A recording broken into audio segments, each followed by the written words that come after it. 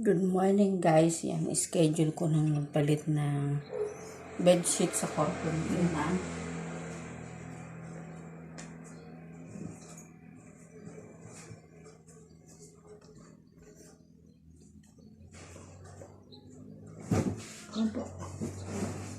Apa mana? May paasal.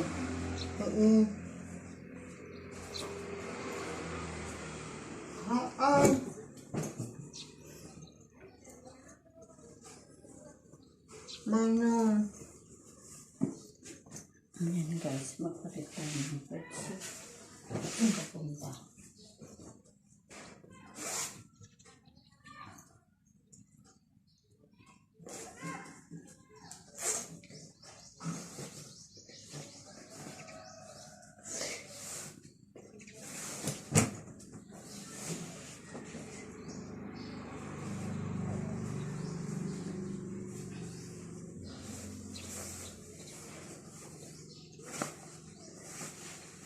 Housekeeping. Duty ng tayo ng beddings. General cleaning. Dito sa kwarto nila ina, sa kanitata. Nung nasa kwarto sila nila ate, tabi pa rin sila pero magkahiwalay yung kama nila. Ngayon, magkatabi na sila. Sana all. Magkatabi pa rin silang matulog. 77 at saka 73 years old. And si Inang 73 years old na stroke. Si Tatang 77 naman. Pero tabi pa rin silang matulog. Hindi makatulog yung nanay ko guys. Sa kaalaman nyo, hindi makatulog si Inang pag hindi siya katabi ni Tatang. Yung memorya niya okay pa naman. Kaya lang yun nga hindi siya makapagsalita. Kaya minsan nagtatalo kami dahil hindi ko maintindihan yung sinasabi. Ngayon nakasimuyan ng kanin.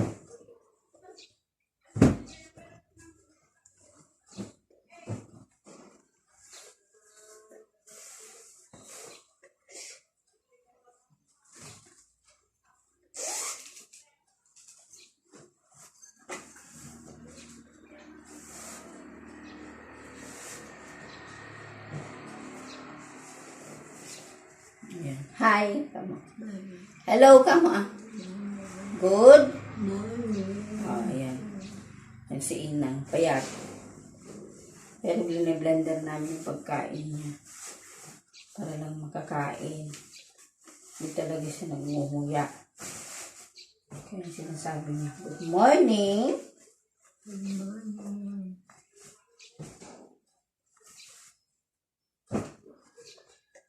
Yan lang ang sinasabi niya guys. Manang. Yan, kaya duty housekeeping kasi Saturday ngayon. Kaya housekeeping muna ako ng beddings, general cleaning, mag-map dito sa kwarto niya.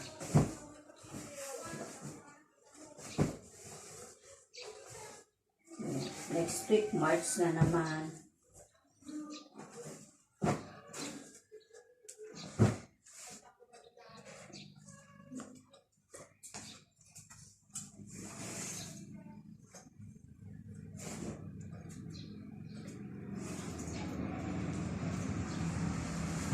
Gusto yung data dito yung tak nag-escort na ah.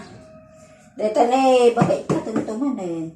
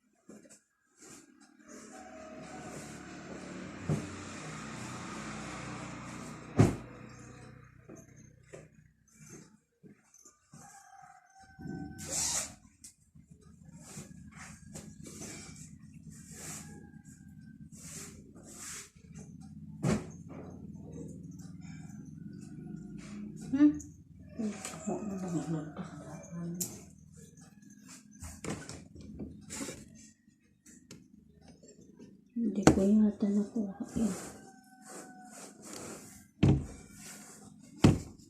Sabihin na isa. Okay.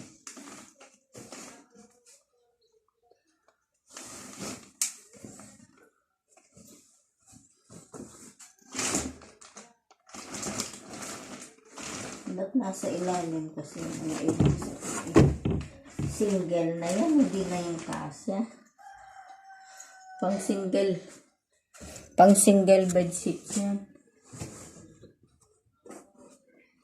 Isa pa pala. May single bedsheet.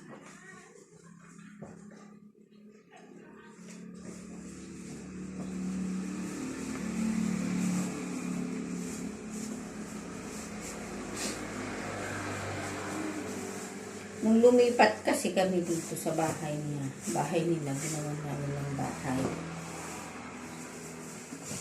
Ayan. Kasi yung dati namin family house. Ayan, no? Kasi nirakrak. Kaya nakatira siya kita ate ng 17 years yata sa bahay ni Ate Eileen, yung teacher niyang anak. Kaya nung lumipat ako dito na ako ang mag-alaga. Kasi ang bahay namin sa Bulacan. Ayoko namang makitira din. Kaya yan, ang bahay nila. Ito, pinatayo namin. Ang magkakapatid. Nalpasan. Oo, yung manang, Ayan, tapos na ang beddings niya. Maglaba naman ngayon. yung manang, Ah. Ano? ay, ako. Doon eh. Bubusan tapay kami saan. Gatan ko nakalukat. Apay, bulbos ka pa. Nagaro tapulbusan ka nga ron. Nagpapapulbos siya guys. Tapos na. Naglalambing siguro. Ayan. Pagandahin natin ang nanay. Yan ang natin. Good. Morning. Kanina guys, nagtalo kami. Kasi di ko maintindihan ang sinasabi niya.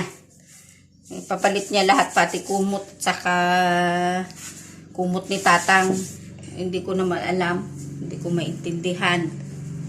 Kaya nagtalo kami. Pero ngayon, okay na.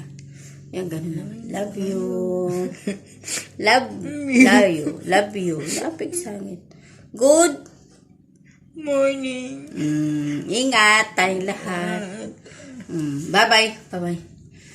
Bye-bye. Naglaban. Bye-bye. Napagdigusin.